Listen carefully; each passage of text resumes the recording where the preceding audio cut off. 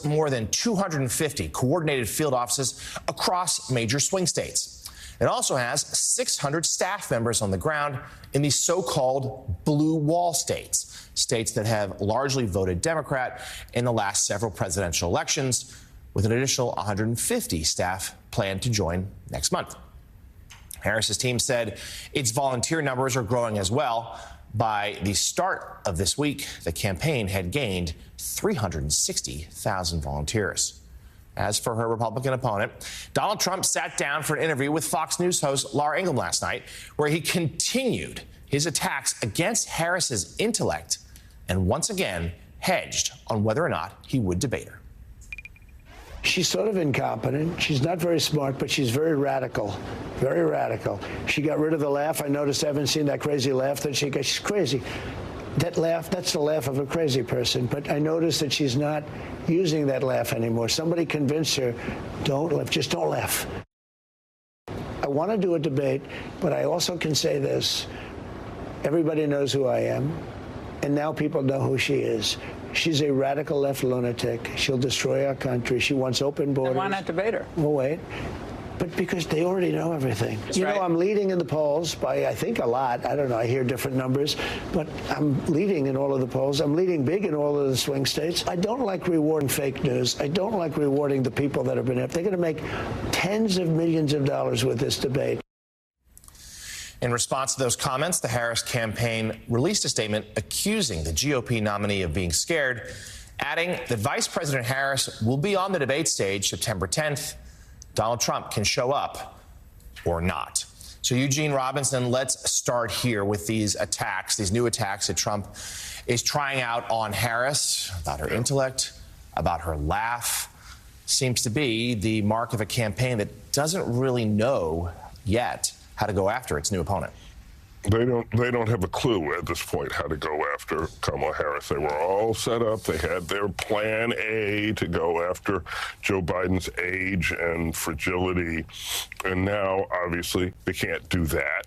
And so what do? Do they go straight to she's a woman? Do they go straight to she's a black and South Asian woman? Do they, this idea of trying to attack her intelligence, it makes absolutely no sense given who she is and what she has achieved in her life.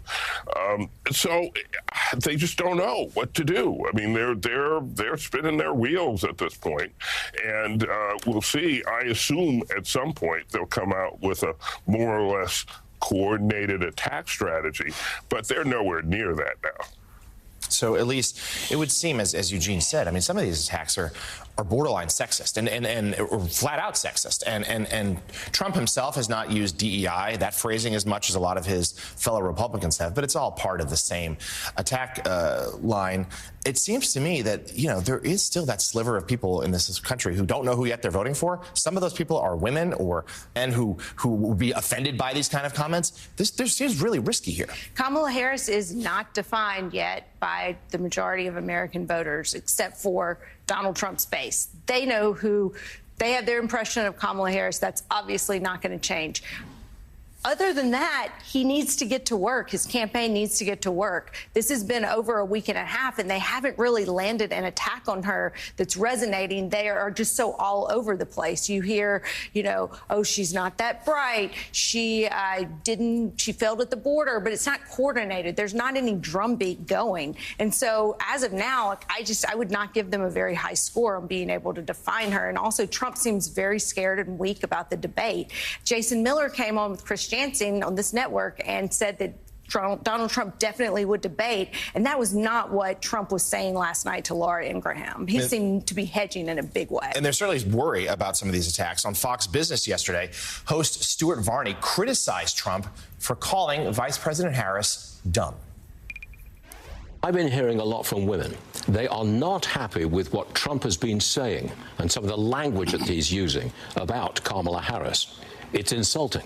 I've been out and about over the weekend, and when Donald Trump called Kamala Harris dumb, that was a profound mistake, in my opinion. Women react to that kind of thing, and so they should. I mean, don't you think he should tone down the language? And okay, get through to the central message, by all means, but tone the language down. He said he was going to be nice, and then he says, oh, I'm not going to be nice. I think that's a mistake.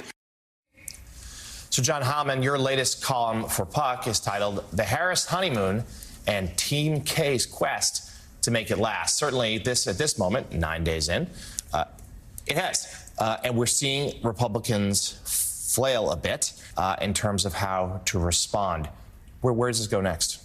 I'd say they're flailing more than a bit. The flailing has been kind of comprehensive over the course of this period. I will say that we got a preview, I think, of what some of this is going to look like when Dave McCormick put up that ad last week that was very focused almost exclusively on her being excessively liberal.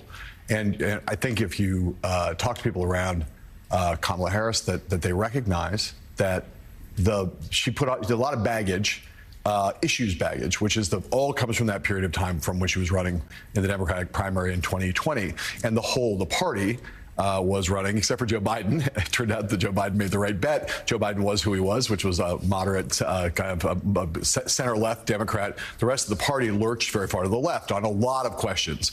And that McCormick ad kind of laid out all of the stuff that kind of paints her as being too extreme for the center. You know, the Trump campaign has finally got its first ads on the air. The campaign, not the super PAC. Those ads are basically a boiled down version of this McCormick ad, which was, I think, about 2 minutes long. But they have a real ad now that's out. That Trump put up on Truth Social yesterday. And I think the focus of their efforts is going to be to try to paint her. And Trump has been hitting this in his speeches too. Although Trump is all over the place, but he keeps coming back to that she's extreme, that she's liberal. She uses San Francisco, kind of points to all those things. How well that will stick is anyone's guess. But there's no question that focus, if you are trying to define someone, focus is important. It's almost more important than what you focus on is that you focus in some way. And certainly this is not a vulnerability that the Harris people are unaware of. And so the question for them is going to be how fast they can get up on defense. And that is a whole other discussion we can have. They have a lot to do in a very short period of time. Yeah, they do, and they're certainly raising a ton of money.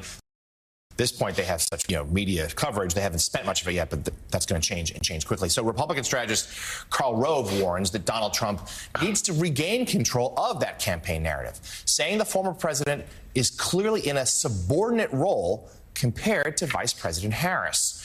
Rove made the argument during an interview on Fox News over the weekend while outlining what both Harris and Trump need over the next few weeks to bolster their campaigns. Let's take a listen. So this is what Harris has got to do between now and the end of the month. Introduce herself. We know she's the vice president, but how does she want to frame herself for the general election? She needs to figure out how she's going to go after Trump.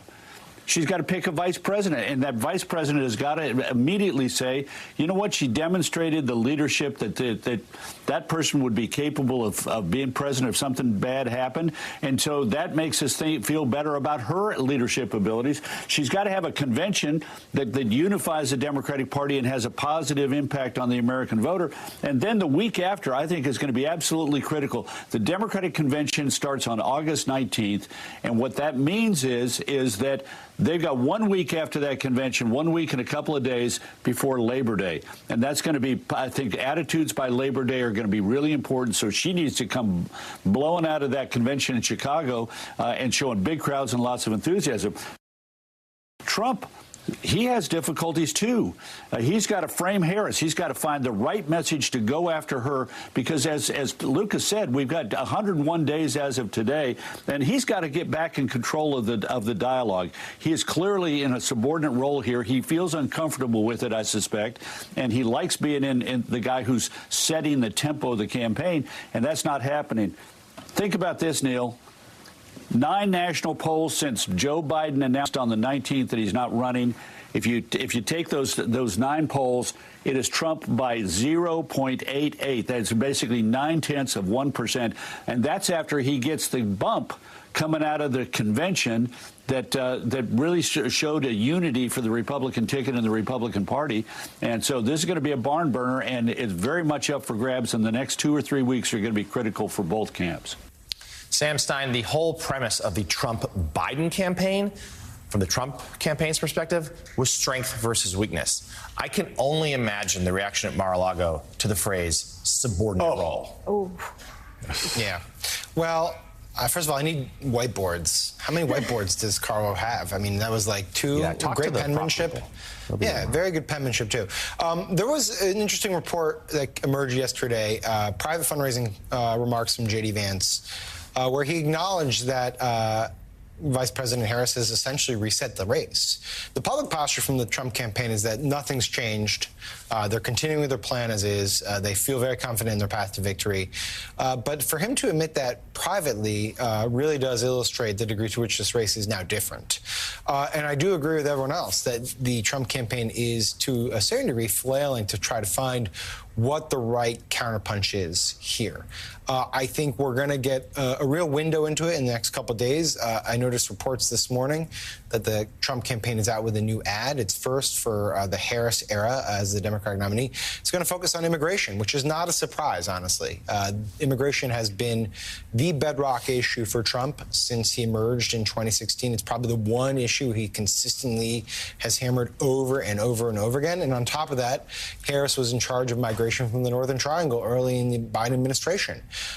And so this, I think, is going to be the predominant focus, which portends a very nasty, ugly close of the campaign in which we will have a lot of anti-immigrant rhetoric that Trump will push forward. I think the Harris response is going to be, look, we took action, we being she and President Biden, with this executive action, and you tried to and effectively torpedoed a bipartisan deal to handle the border. It goes to show you how significant that executive action was that Biden took in the spring at neutralizing some of these attacks. So, John Hammond, I think immigration clearly going to be front and center in this election. It is Harris's perhaps greatest vulnerability. Her team sort of acknowledges that privately. We also need to figure out how it's going to play in these battleground states. And I think I don't want to skip past that today, that Harris is going to be in Georgia, a state that the Biden team, a couple months back, even pre-debate, said might be slipping away. Yeah. They felt Arizona the same. North Carolina always felt like a little bit of a reach. They were really, particularly post-debate, they put it in a memo. They said basically our only path to win, Pennsylvania, Wisconsin, Michigan. Yeah. Do we think now that map has really expanded for Harris? Well, here are the things that I'll do my own Karl Rove thing, although Karl is a world-class trolling of Trump right there. Don't think that subordinate thing was a slip of the tongue by Karl Christian Rove. I think there's three things. They have 3 weeks before the convention starts. And if you include the convention week, which is key to introducing or reintroducing Kamala Harris to the American people, you have 4 weeks. A million things to do. You're not, luckily for them, they're not starting from a standing start. They're inheriting most of this Biden operation. There's some changes going on up at the top of it, naturally. But they have 3 big things to do. First thing is they have to do something Donald Trump manifestly failed to do, which is to nail the VP selection. That's one. That's a huge thing.